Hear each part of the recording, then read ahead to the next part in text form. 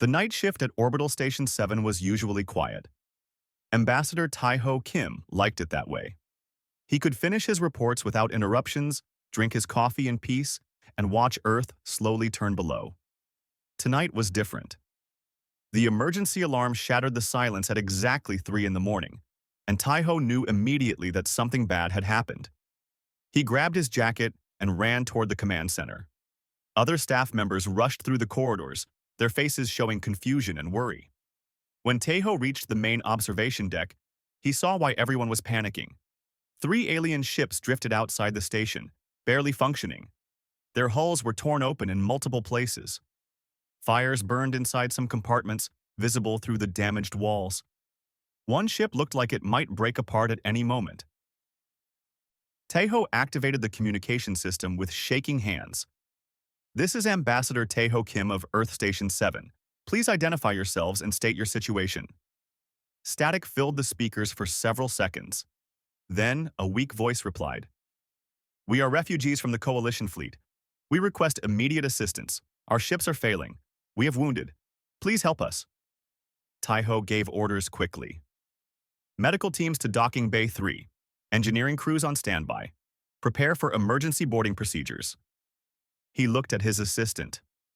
"Wake up Commander Yuna Park. Tell her we have a situation."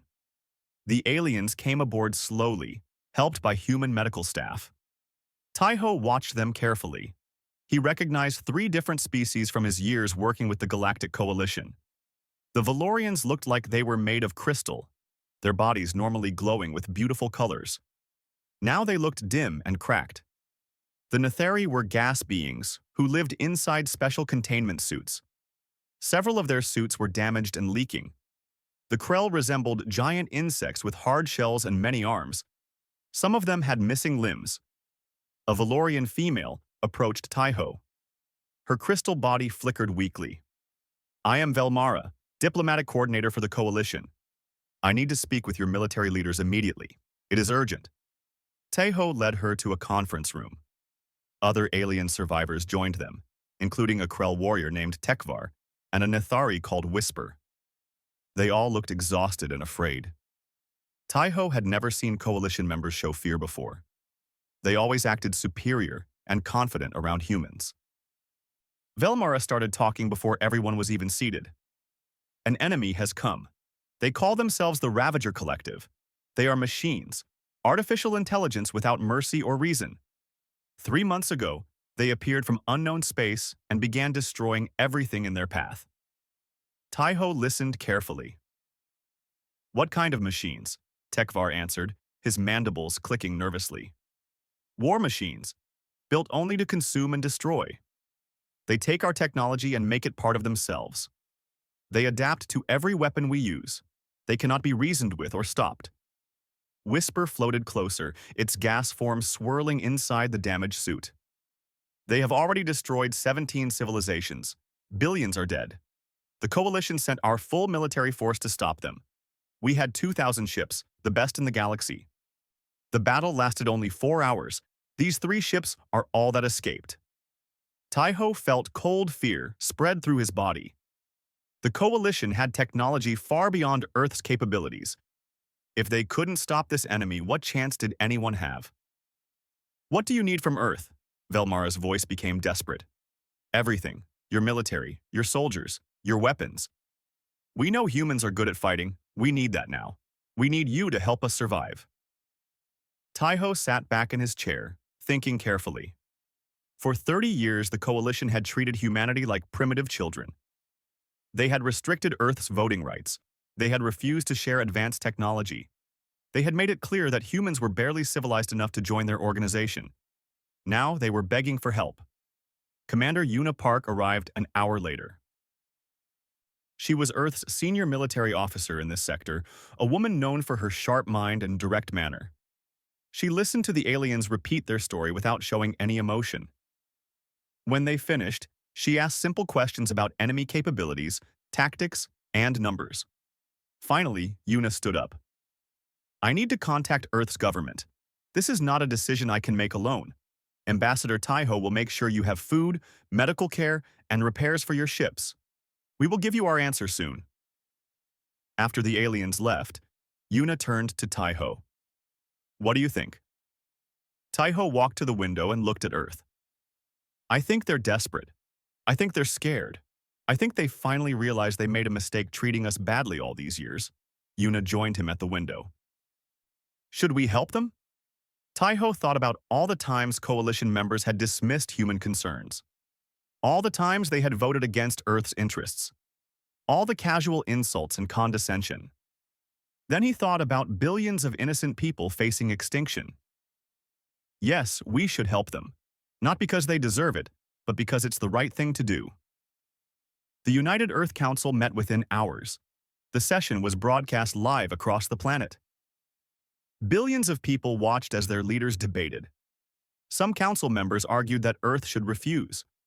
Why risk human lives for aliens who had shown nothing but contempt? Others pointed out that the Ravagers would eventually reach Earth anyway.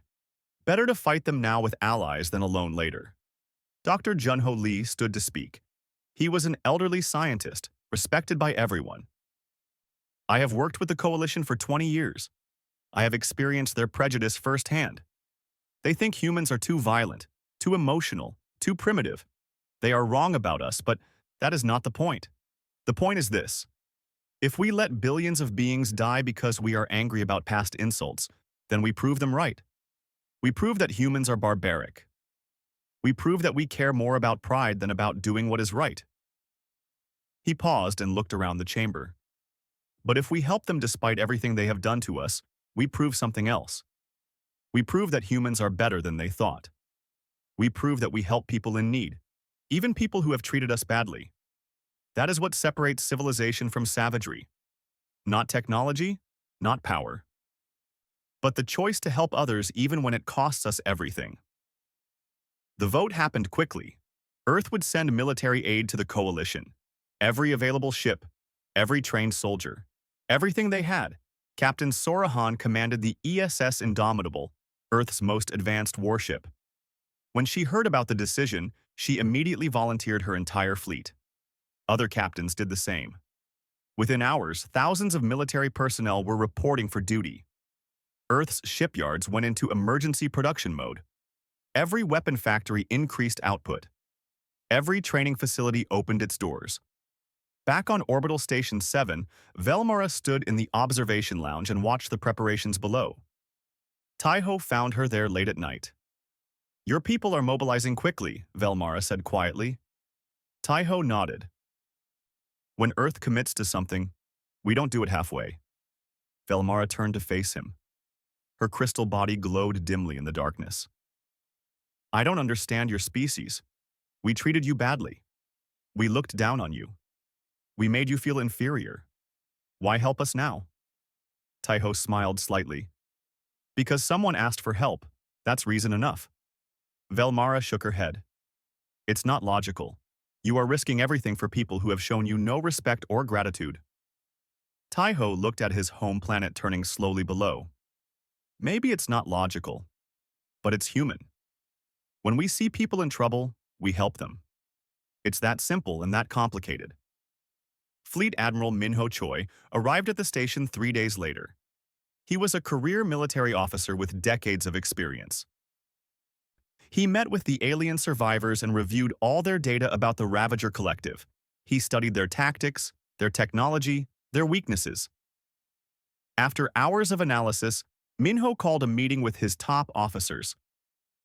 The Ravagers have never fought humans before. They have defeated every coalition species using the same strategies. That gives us an advantage. Lieutenant Jiho Nam looked confused. How is that an advantage, sir? They have better technology and more ships. Minho smiled coldly. Because they expect us to fight like the coalition. They expect defensive formations and honorable tactics. They expect logical warfare. We're going to give them something completely different. Within a week, the first human fleet departed from Earth. Hundreds of ships moved through space toward the war zone. More fleets followed every day. Soldiers said goodbye to their families, not knowing if they would return. Engineers worked without sleep to prepare weapons and equipment. Scientists developed new technologies specifically designed to fight machines. Velmara watched the human fleets leave and felt something she had not expected. Not relief, but fear. She had asked for Earth's help. She had begged for their military support. But watching these grim-faced humans prepare for war, seeing the cold determination in their eyes, she wondered if she had unleashed something dangerous. Something the galaxy was not ready for. The Ravager Collective was coming, and humanity was going to meet them. Not with fear, not with hesitation, but with something the machines had never encountered. Something that could not be programmed or predicted. Human determination mixed with human fury. The galaxy was about to learn what that meant. The Coalition Command Center was designed to handle information from thousands of sources simultaneously. Giant screens covered every wall, showing ship positions, supply lines, and tactical data. But nothing had prepared it for what appeared on the sensors that morning. Human ships kept arriving, and the numbers kept climbing. Velmara stood frozen, watching the display as it updated every few seconds.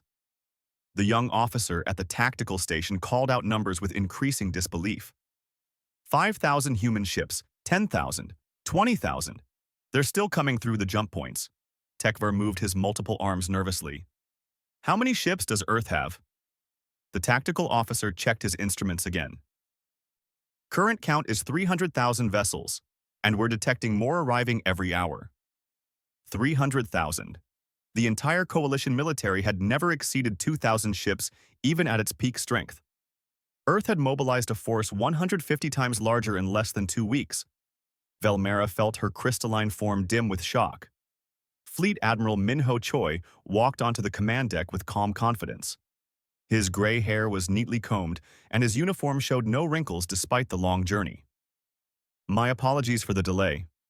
We had some logistics issues getting all the reserve fleets activated. Whisper's gaseous form swirled in confusion. This is your military? Minho shook his head. No, this is everyone we could make combat ready in 2 weeks. Our main battle fleets deployed to the front lines 5 days ago. He pulled up a star chart showing additional human forces already engaged with Ravager scouts. We believe in being proactive. The alien commanders exchanged worried glances. They had called humans primitive and violent for 30 years. Now they were seeing exactly how violent humanity could be when properly motivated.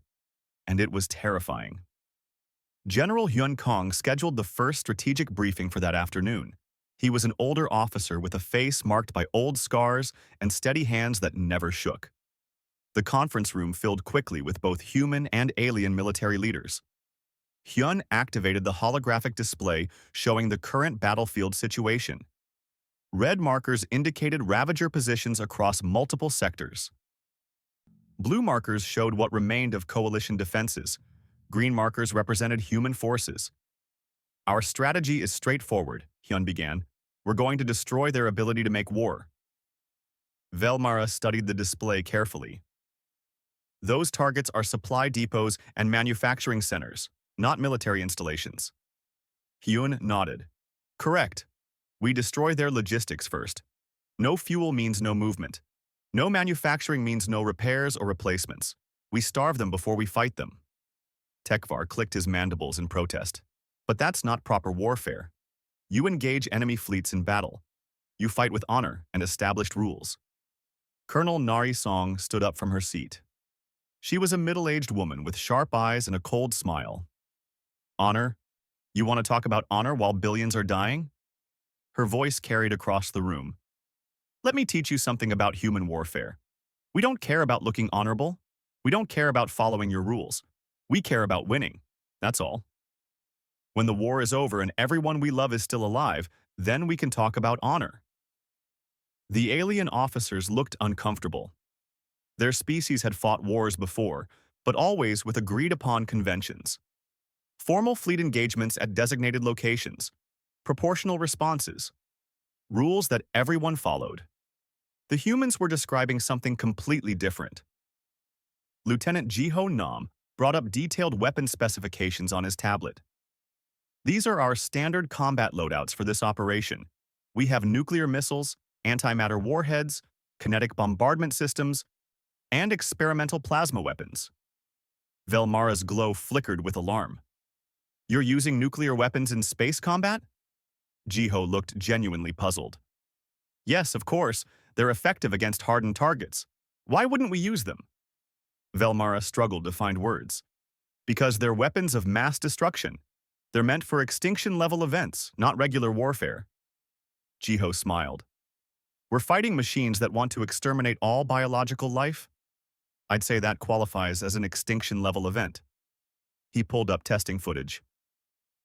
These are recordings from our weapons trials. This warhead can fragment a small moon. This one creates a sustained fusion reaction. This one disrupts quantum fields. The video showed Earth's solar system, with massive explosions lighting up the dark. Test after test. Some intentional, some accidental. In one clip, a malfunctioning weapon destroyed 3 satellites, and the human scientists celebrated anyway because the malfunction provided useful data. Whisper spoke quietly. You test these weapons on your own star system? Near your own planet? Jiho nodded. We used to test in atmosphere, but that caused environmental problems. Now we test in deep space or on asteroids we don't need. Much safer. Captain Sora Han entered the briefing room, her boots clicking on the metal floor. She had burn scars visible on her neck and arms, old injuries from a previous conflict. Admiral Minho, the Indomitable, is fully armed and ready to deploy. My crew is prepared for immediate combat operations. Minho checked his datapad. Excellent. You'll lead the first attack wave at the Arcturus staging area. Tekvar's mandibles clicked rapidly, a sign of extreme agitation. First wave? How many attack waves are you planning? Sora answered without hesitation. As many as necessary to complete the mission. We don't stop until we win or until there's nothing left to fight with. The Krell warrior tried to understand this alien mindset. But what about casualties? What about losing your people? Don't you value their lives? Minho's voice became hard, almost angry. Every single person in this fleet is someone I care about. Their sons and daughters, mothers and fathers, friends and family. Of course we value their lives. He paused, making eye contact with each alien commander. But here's what you don't understand. If we lose this war, everyone dies. Humans, coalition species, everyone. So yes, we will accept casualties. We will lose ships and soldiers, because the only alternative is total extinction. We're choosing the option where some of us might survive. He pulled up additional tactical data. We call it the doctrine of acceptable losses. It doesn't mean we don't care. It means we understand that war requires sacrifice, and we're willing to make those sacrifices to protect what matters. Colonel Nari advanced to the next briefing section. Now we need to discuss close quarters combat and boarding operations. Velmara repeated the phrase slowly. Boarding operations? You mean sending soldiers onto enemy ships? Nari looked surprised by the question. How else would you capture intact enemy technology? How else would you gather intelligence from their computer systems? Tekvar shook his head firmly. You don't do those things. You destroy enemy ships from safe distances. Boarding is suicide. No rational commander would order it. Nari's cold smile returned. Then I suppose we're not rational. We have entire divisions trained specifically for zero-gravity combat in hostile environments. They practice fighting through damaged ships, dealing with fires and decompression, engaging enemy forces in confined spaces. She showed training footage of human Marines in powered armor. They moved through simulated enemy vessels, maintaining formation despite artificial gravity failing, fires blocking corridors, and explosions breaching hulls. They didn't just survive these nightmare conditions. They completed their missions successfully. General Hyun spoke quietly but firmly. Earth has been preparing for war since we joined the coalition 30 years ago. We knew the universe was dangerous. We knew that someday we might need to fight for survival. So we prepared. We built ships and weapons. We trained soldiers. We developed tactics. We made ourselves ready. That evening, the Ravager Collective sent an automated probe into Coalition space for reconnaissance. It was a standard procedure for them, gathering data on enemy capabilities before planning attacks. The probe scanned the human fleet carefully, counting ships and analyzing weapons. Then it processed all the data using Ravager tactical algorithms designed from thousands of previous battles. The probe's analysis came back quickly. Threat level, minimal. The human ships appeared small and poorly armed compared to Coalition standards. The probe calculated that Ravager forces could eliminate the human fleet in less than one standard day. It allocated only basic resources for dealing with Earth's forces and sent its report back to the collective's command network. The probe then self-destructed as programmed, satisfied that it had accurately assessed the situation. It never occurred to the artificial intelligence that its analysis might be completely wrong. The Ravagers had defeated dozens of species using these same calculation methods. The algorithms had never failed before. At Coalition command, human intelligence officers intercepted and decoded the probe's final transmission before it disappeared. Lieutenant Jiho brought the translated report to Admiral Minho. "Sir, the Ravagers have designated us as a minimal threat. They're not taking our fleet seriously." Minho read the report carefully, then smiled. "Perfect. That's exactly what we want them to think." Velmara overheard the conversation and floated closer. "You want the enemy to underestimate you? That makes no sense." Minho looked at her with that predatory smile. "In warfare, surprise is one of the most valuable weapons you can have. Let them think we're weak. Let them allocate minimal forces against us. When they realize their mistake, it will be too late to adjust their strategy." He turned to his command staff. "All fleets begin offensive operations immediately. Target their supply infrastructure. Show the Ravagers what happens when they underestimate humanity." Captain Sorahans saluted crisply. "Yes, sir." "With pleasure." As the briefing ended, Tekvar approached Colonel Nari one final time. "Are you not afraid of what's coming?" Nari met his eyes steadily. "Fear is normal and healthy. It keeps you alert. But we don't let fear control our decisions. Humans learned something important during our long history. Sometimes you have to do terrible things to protect the people you love. And we love our friends in the Coalition, even the ones who treated us badly." She walked away to prepare her units, leaving Tekvar to contemplate her words. The Coalition had begged Earth for help in their darkest hour. Now they were receiving that help. But they were also learning a frightening truth about humanity. Humans could be incredibly kind and incredibly dangerous at the same time. And right now, the Ravager Collective was about to experience the dangerous side. The alert siren started wailing at sunrise. Captain Doyen Park was drinking coffee in his quarters when the emergency signal came through. He dropped the cup and ran to the bridge of his ship, pulling on his uniform jacket as he moved. His crew was already at battle stations when he arrived. The communications officer looked up with worry on her face. "Sir, we have a distress call from Kepler 442. The Ravagers are attacking the mining colony. 80,000 civilians requesting immediate evacuation assistance." Doyen pulled up the tactical display. Kepler 442 was 2 hours away at maximum speed. His fleet consisted of only 50 ships, mostly small frigates and corvettes. "What enemy forces are we looking at?" The sensor officer checked his readings. "At least 250 Ravager vessels, sir. Mix of dreadnoughts and support craft." Doyen did the math quickly. 5-to-1 odds against his fleet. Any rational commander would call for reinforcements and wait. But waiting meant those 80,000 Krell civilians would die. He made his decision in seconds. "All ships, emergency jump. Set course for Kepler 442, maximum combat speed." His executive officer grabbed his arm. "Sir, we're badly outnumbered. We should wait for backup." Doyen pulled his arm free. "Those people don't have time for us to wait. We go now." The 7th Fleet jumped into the Kepler 442 system 30 minutes later. The sight that greeted them was chaos and destruction. Ravager ships surrounded the colony like predators circling prey. Mining stations were breaking apart under sustained weapons fire. Explosions bloomed silently in the vacuum. Debris fields spread outward from destroyed facilities. Small escape pods launched desperately from every remaining structure, trying to reach safety. The Ravager Collective detected the human ships immediately. Their tactical computers analyzed the new arrivals quickly. 50 small vessels against 250 superior craft. Threat assessment, negligible. The Ravagers allocated 20 ships to deal with the humans and continued their systematic destruction of the colony. Doyen studied his options carefully. The enemy ships were enormous, each one 10 times larger than his biggest vessel. They had stronger shields, more powerful weapons, and heavier armor.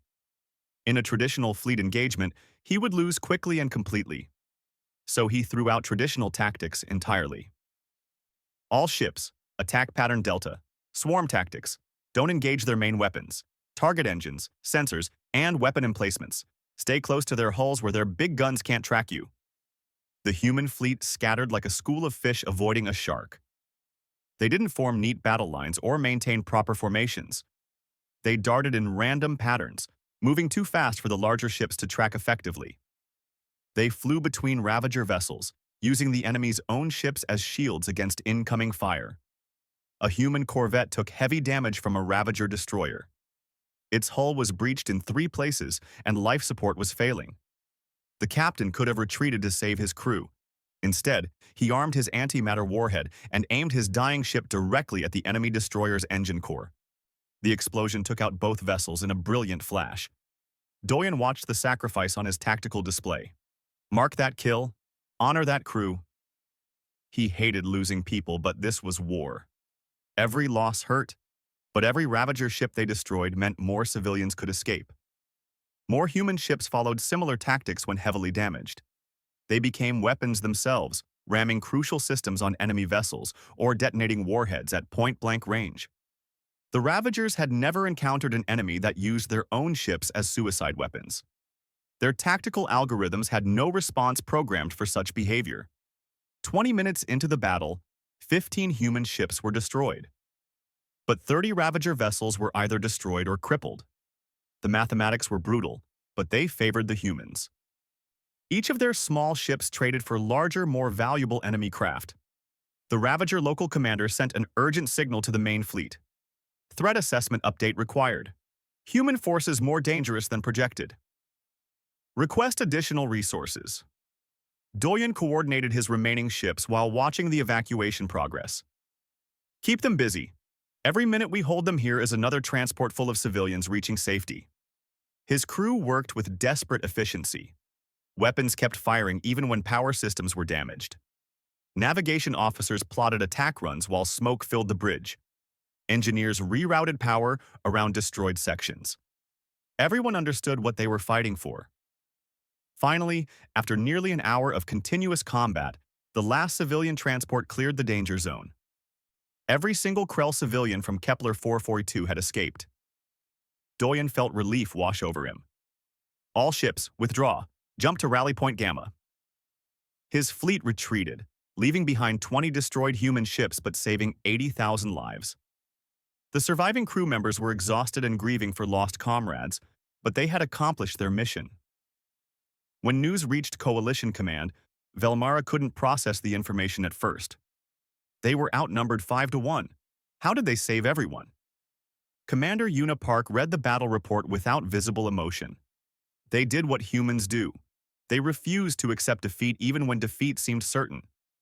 But Una wasn't satisfied with defensive victories. She called an emergency meeting with all senior commanders. We're being reactive. The Ravagers choose where and when to attack. And we respond. That has to change. We need to take the offensive. Admiral Minho studied the strategic maps carefully. What targets do you recommend?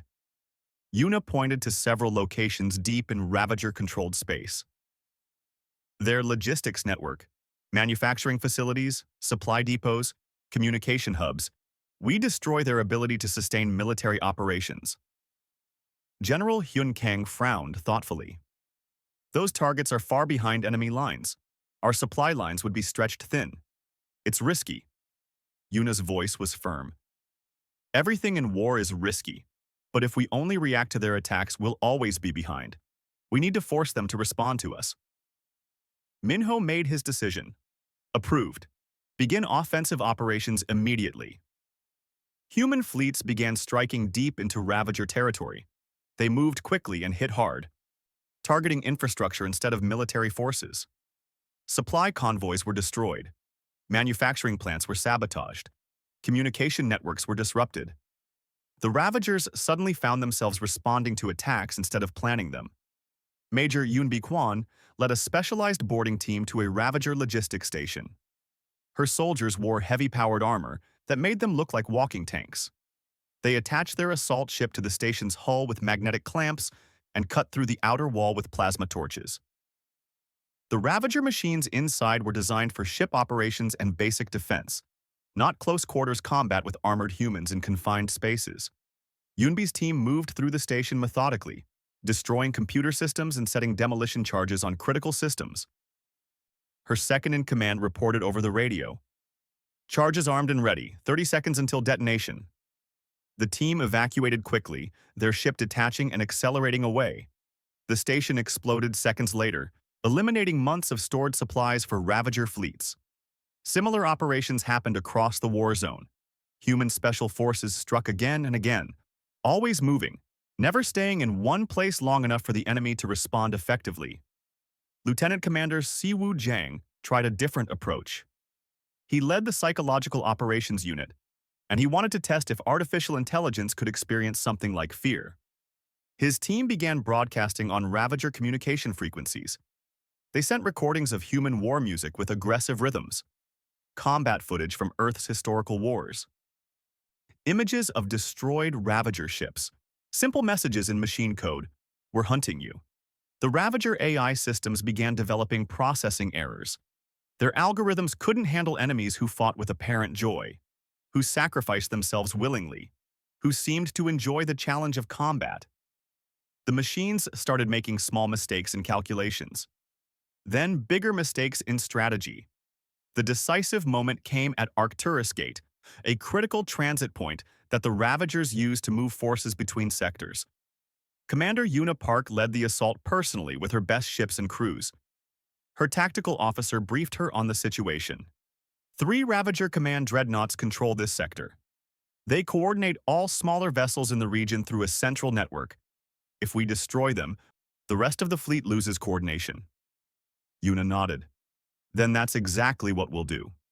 Prepare Protocol Ragnarok. Protocol Ragnarok was a complex multi-phase attack designed specifically for this type of target. First, Yuna's ships deployed massive EMP weapons that temporarily disrupted Ravager shields. While the shields were down, they launched virus-infected communication probes that hacked into enemy computer systems. Finally, they attacked from 6 different directions simultaneously, overwhelming the enemy's ability to coordinate a defense. The Ravagers couldn't respond effectively. Their shields failed at the worst possible moment. Their targeting systems were compromised by the virus. Their command structure was overwhelmed by attacks from multiple vectors. Yuna's flagship, the ESS Eternal, charged straight through the center of the enemy formation. Every weapon fired continuously. The main cannon tore through enemy armor. Missile tubes launched their entire payload. Fighter squadrons swarmed around the larger ships, targeting weak points with precision strikes. 12 minutes after the battle started, all 3 Ravager Command dreadnoughts were destroyed.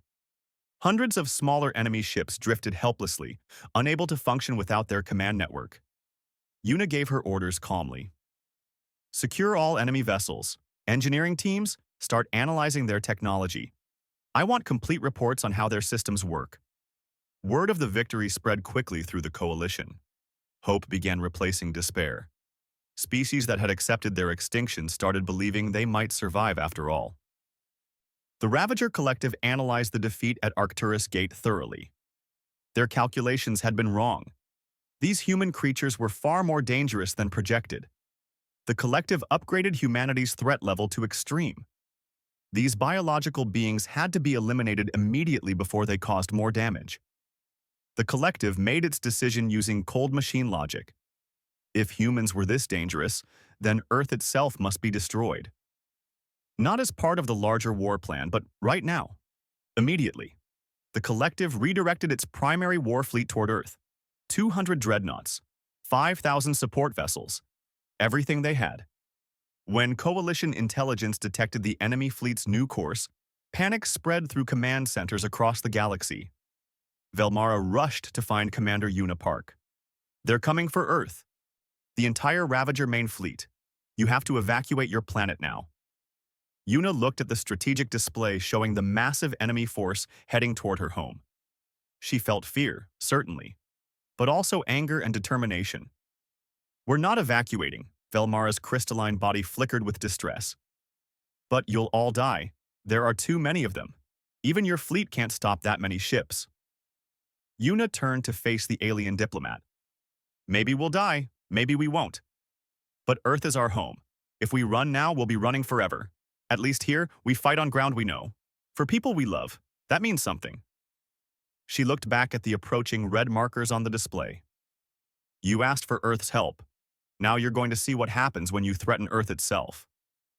From orbit, Earth looked peaceful and beautiful. Blue oceans covered most of the surface. Green and brown continents showed where billions of people lived their daily lives. White clouds drifted across the atmosphere in gentle patterns. At night, cities glowed with electric light, creating beautiful patterns against the dark. It was home to humanity, and the largest enemy fleet in galactic history was coming to destroy it.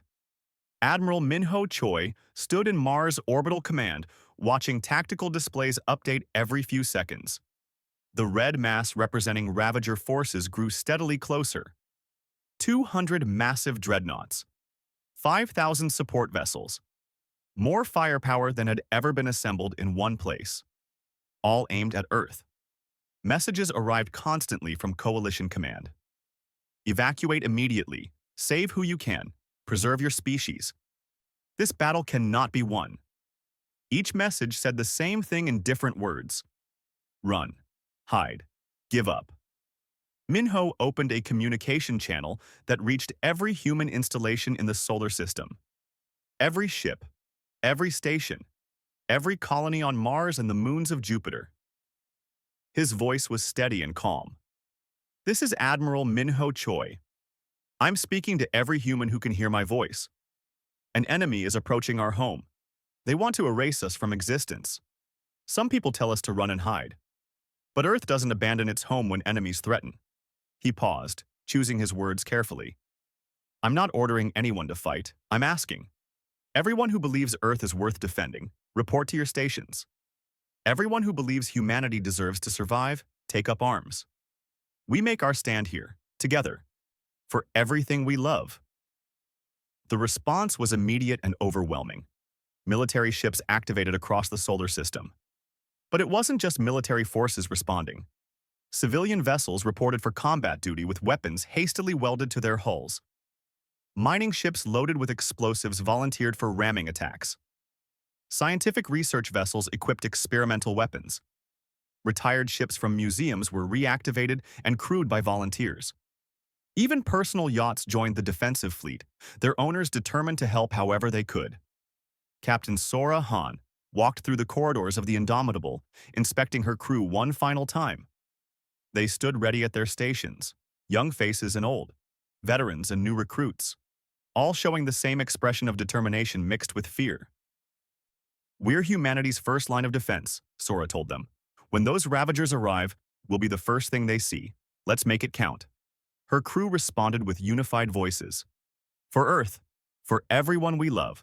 On Earth's surface, Dr. Junho Lee coordinated civilian contributions from his university office.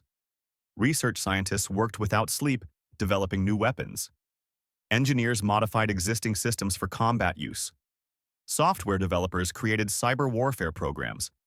Even artists helped by designing jamming signals that confused enemy sensors.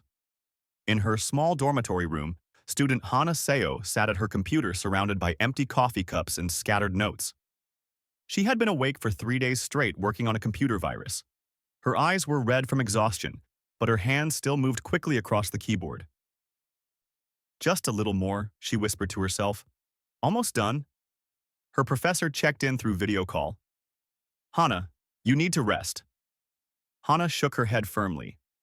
Not until this works. The virus has to be perfect. It's our best weapon against their coordination systems. She typed the final lines of code and ran the test simulation. The program worked exactly as designed. It would infiltrate Ravager networks and make their targeting computers identify each other as enemies. It's ready, she announced with exhausted satisfaction. Colonel Narisong prepared Earth's ground defenses with methodical efficiency. Even if the space battle was lost, humans would fight on their planet's surface, in cities, in tunnels, in mountains, until there was nothing left to fight with. "We're not just defending ourselves," she told her troops. "We're defending every species in the coalition, every innocent life that depends on us winning. We're showing the universe that determination matters more than superior technology." The Ravager fleet arrived at Earth's solar system 3 days later. Their sensors immediately detected the defensive forces waiting for them. The collective's computers analyzed everything quickly. Enemy forces, significant but inadequate. Projected outcome, complete Ravager victory in 4 hours maximum. Probability of failure, statistically insignificant. The Ravagers were so confident they broadcast their analysis on all frequencies. They expected the humans to see the numbers and surrender. Instead, across every human ship and station, people laughed. Dark, fierce laughter. Lieutenant Jiho Nam read the enemy message aloud. "They calculated exactly how long they think it will take to kill us all." Commander Unipark smiled grimly. "They're machines. They think numbers and calculations will break our will. They don't understand that humans get more determined when someone tells us we can't win." A young ensign asked nervously, "What if they're right, Commander? What if the numbers really are against us?" Una thought about every underdog victory in human history, every impossible battle won through determination, every time someone said it couldn't be done and humans proved them wrong. Numbers don't tell the whole story. They don't account for courage, or determination, or the simple fact that we're fighting for our home. The battle began exactly at dawn over the Pacific Ocean. The Ravager fleet moved forward in perfect geometric formations. They expected humans to form defensive positions like the coalition forces had done. They expected logical, predictable warfare. What they got was controlled chaos. Captain Sora Han gave the order that would define the battle. "All ships, maximum attack speed. Break formation. Engage at will." The Indomitable surged forward with every weapon firing.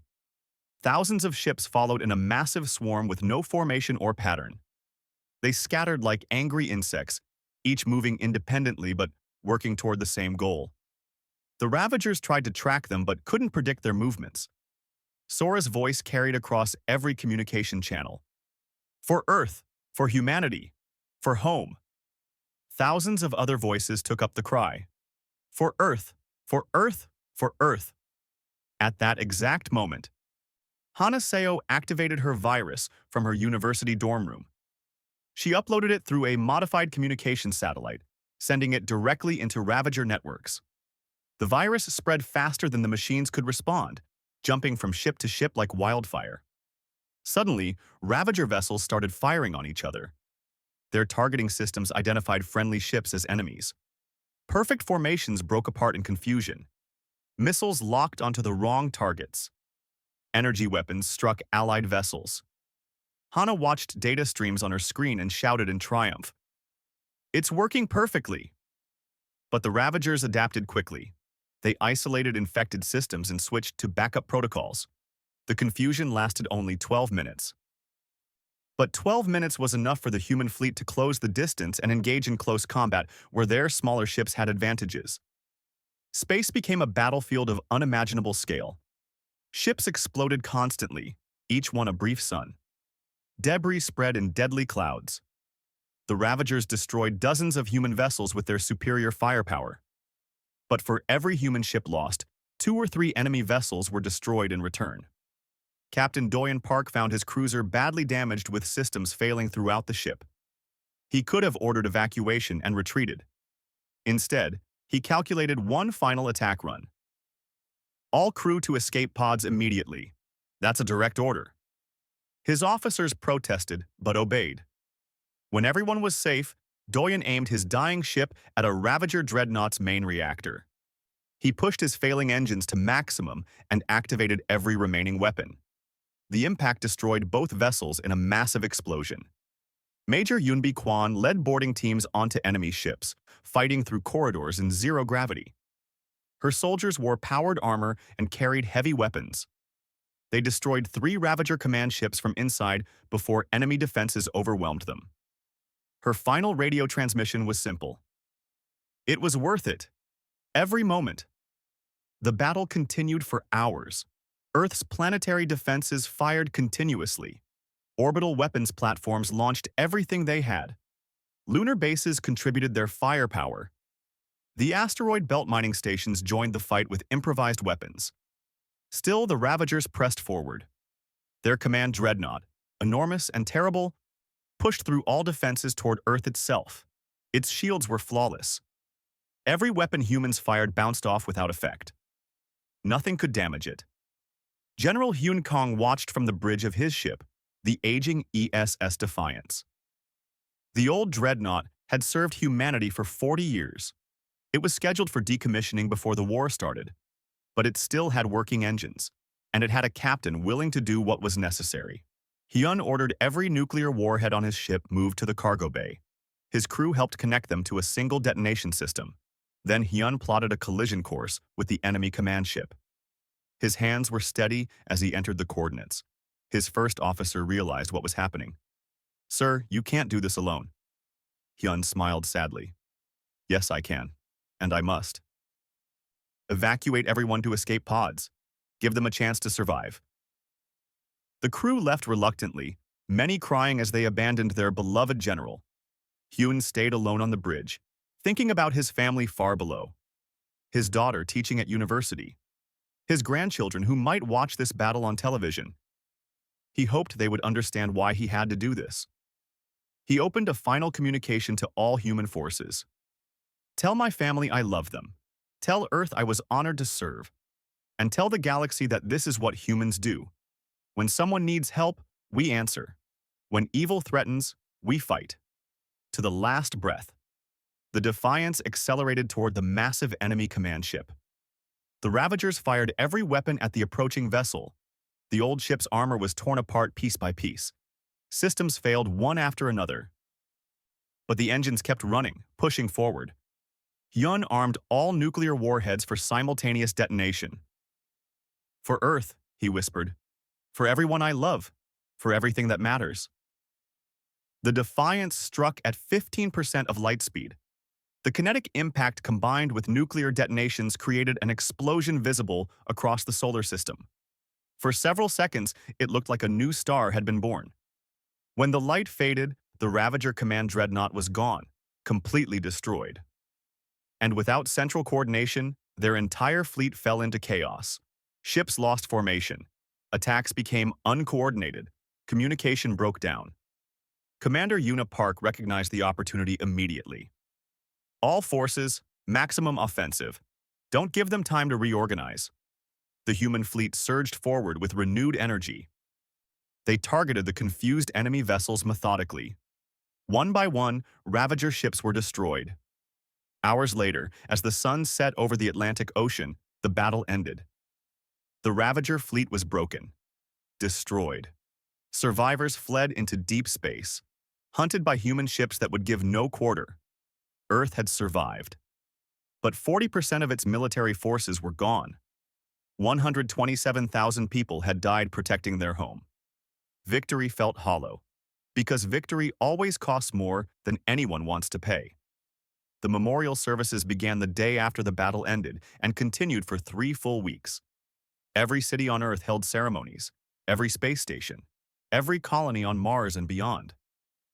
People gathered to remember 127,000 names, 127,000 lives that ended defending home.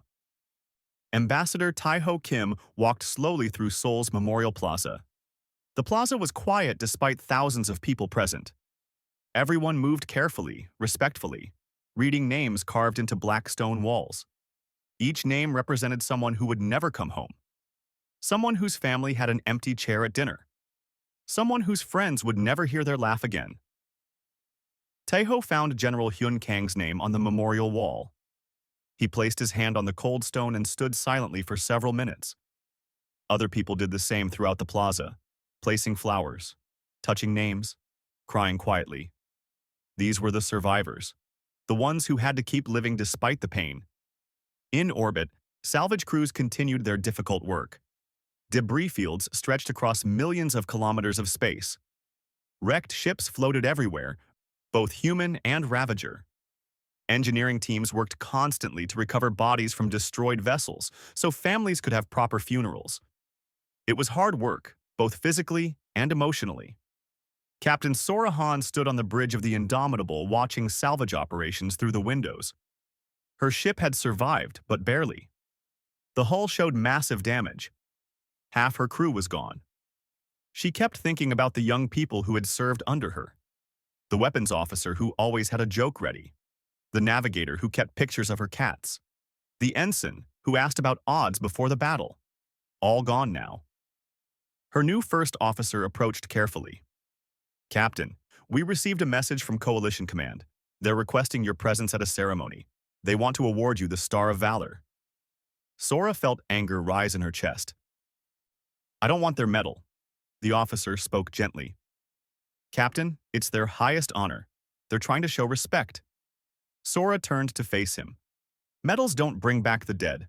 They don't fix anything. They're just pretty metal that makes politicians feel like they did something meaningful." Her voice softened. "But orders are orders. I'll attend." The Galactic Coalition Assembly Hall was built to impress. Enormous chambers with high ceilings. Beautiful architecture from dozens of different species.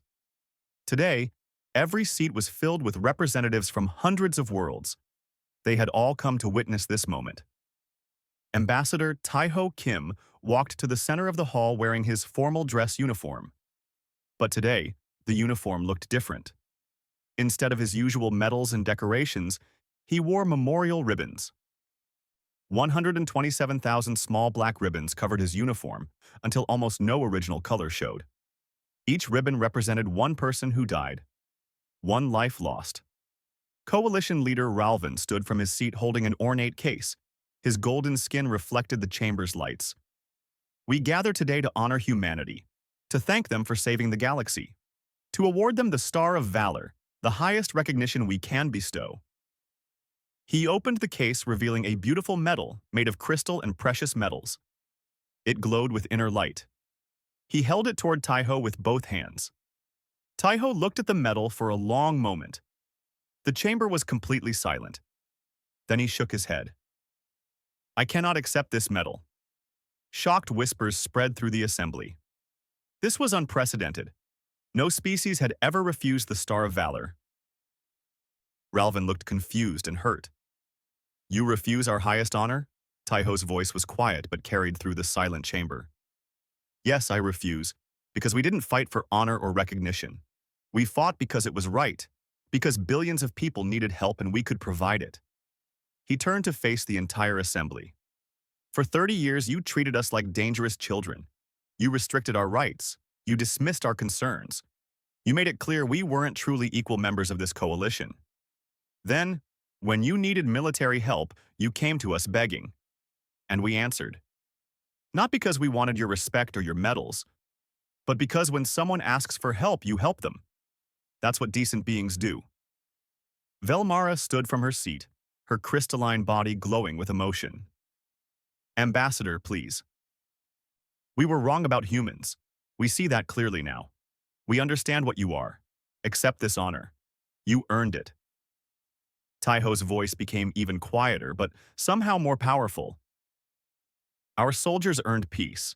They earned the right to see their families again. 127,000 people earned the right to grow old, to pursue their dreams, to live full lives. They didn't get that. They gave everything. So please don't turn their deaths into some glorious story. It wasn't glorious. It was necessary. It was brutal. It was the price of survival." He looked around at all the alien faces watching him. "If you truly want to honor what humanity did, learn from it. Learn that helping others isn't weakness. Learn that kindness and strength aren't opposites. Learn that real civilization isn't measured by technology or power, but by how you treat those who need help." The chamber stayed silent for several long seconds.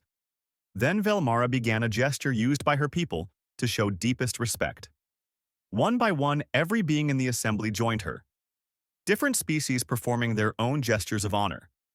Some bowed, some raised appendages. Some created sounds. All showing respect in their own way. Taiho accepted with a small nod, then left the hall. He had said what needed to be said, what the dead deserved. Later that evening, Colonel Narisong found him on an observation deck looking at Earth. The planet turned slowly below them, peaceful and beautiful. "That speech will be remembered for a long time," Nari said. Taiho nodded. They needed to hear it. Too many people died for this to become just another victory celebration. It was terrible and necessary. Both things at once. Nari stood beside him quietly. "Do you think they finally understand what humans are?" "Maybe," Taiho said. "Velmara spoke with me after the ceremony. She said she finally understands why humans are dangerous. Not because we're good at war, but because we care deeply about things. Most species calculate costs and benefits before acting. But humans? We do things because they're right, even when they cost everything." The coalition changed fundamentally in the months following the battle. Humanity received a permanent seat on the Security Council. Human military tactics became required study at every military academy. Earth's strategies were incorporated into galactic defense plans. More importantly, the way coalition species treated each other began shifting. They learned to value compassion alongside logic, to respect those who helped others, to understand that technology wasn't the only measure of civilization. 5 years passed. Slowly, the galaxy healed. New colonies were established. Trade routes reopened. Life continued with hope instead of fear. Admiral Una Park stood in the memorial station orbiting Earth. The station was a beautiful ring of black metal and crystal that rotated slowly. 127,000 names covered its inner walls, each catching sunlight as the station turned. Una visited often to remember and reflect. A young Krell approached her, wearing coalition military uniform. "Admiral Park?" Una turned. "Yes? My name is Krevtar. I was a child at Kepler 442 when your forces saved us. I watched human ships fight impossible odds so my family could escape. I watched humans die for strangers." He looked at the names surrounding them. "I joined the military because of that day. I wanted to understand why humans would sacrifice so much for people they didn't know." Una studied the young soldier. "And what did you learn?" Krevtar spoke carefully. "I learned that humans see someone in trouble and immediately think, 'How can I help?' Not, 'What will it cost?' or 'Is it worth it?' Just, 'How can I help?' That's not logic. That's something better." Una smiled slightly. "You understand well." "But I have one question," Krevtar said. "Weren't you afraid? Knowing people would die?" "Terrified," Una admitted immediately. "Every moment of every battle I was afraid." Fear means you understand what you're risking, but someone once told me that courage isn't the absence of fear. It's acting despite fear because something matters more than your safety. She looked at Earth through the transparent walls. Those 127,000 people were afraid too. But they fought anyway. They died anyway. Because protecting others mattered more than their own survival. Krevtar nodded solemnly. "The galaxy is better because of what humans did." "The galaxy is better because everyone learned and changed," Una corrected. "Humans fought, yes. But coalition species learned to be more compassionate, to help each other freely, to stand together. That's the real victory." She prepared to leave, then paused. "Keep learning and training, Krevtar. Keep helping others. That's how you honor those who saved you. By becoming someone worth saving. By being ready to save others when they need help." Years continued passing. The Ravager Collective never recovered from its defeat at Earth. Small remnants still existed in deep space, but combined human coalition forces hunted them constantly. The galaxy was finally safe. Dr. Jun-Ho Lee, now very old and retired from active work, taught classes at the Academy of Galactic Relations. His students came from dozens of species, all learning about the war, about diplomacy, about working together across differences. A student asked during one lecture, "Why did humans help the coalition after being treated badly?" Junho smiled his gentle smile. "Because that's who we choose to be. Yes, the coalition treated us poorly. Yes, we had every right to be angry. But letting billions die because our feelings were hurt? That would have been weakness disguised as pride. He showed old footage of the Battle of Seoul.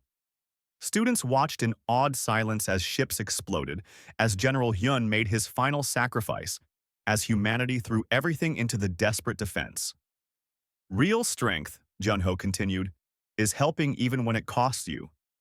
Real courage is doing right even when you're afraid. Real civilization is measured not by your technology, but by how you treat those who need help.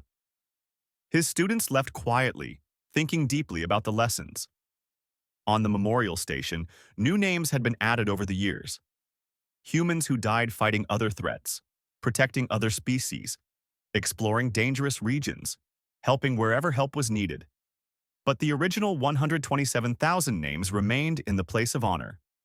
And beneath them, a simple inscription. They answered the call for help. They gave everything. Remember them. Honor them. Be worthy of their sacrifice. And across the galaxy, billions of beings tried to do exactly that. They remembered when Earth's fury saved everyone. They remembered the price humanity paid. They worked to build a galaxy worthy of that sacrifice. Because the war taught everyone something fundamental. The universe is dangerous and dark. Threats exist everywhere. But as long as someone is willing to stand up for others, as long as someone refuses to let innocence die, there is hope.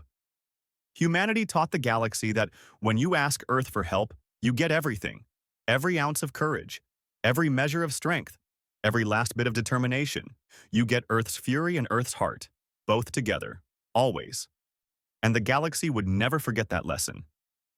It was written in the stars, in the memorial walls, in the hearts of every being who survived because humans decided that helping others mattered more than past grievances. The aliens begged for aid, and they got Earth's full fury. But they also got something more precious. They got Earth's full heart, the willingness to sacrifice for strangers, the refusal to abandon those in need, the simple truth that sometimes doing the right thing costs everything, and humans will pay that price without hesitation. That was the real lesson. That was what saved the galaxy. Not weapons or ships or tactics, but the simple human belief that when someone asks for help, you answer. No matter the cost, no matter the risk, you answer. Because that's what makes civilization worth protecting.